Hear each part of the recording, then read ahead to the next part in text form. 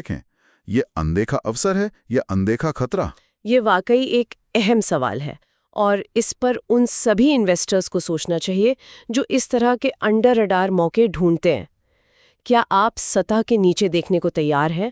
और क्या आपके पास वो छुपी हुई जानकारी खोजने के लिए रिसोर्सेज और टाइम है जो तस्वीर को साफ कर सके?